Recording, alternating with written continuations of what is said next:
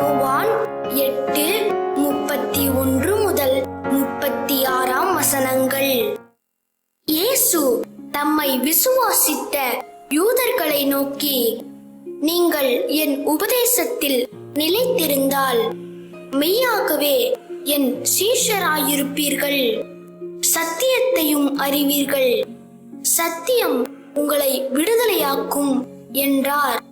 அவர்கள் அவருக்கு பிரதித்திரமாக, நாங்கள் ஆபிரகாமின் சந்ததியாயிருக்கிறோம், நாங்கள் ஒரு காலும் ஒருவனுக்கும் அடிமைகளாயிருக்கவில்லை, விடுதலையாவீர்கள் என்று நீர் எப்படி சொல்கிறீர் என்றார்கள்.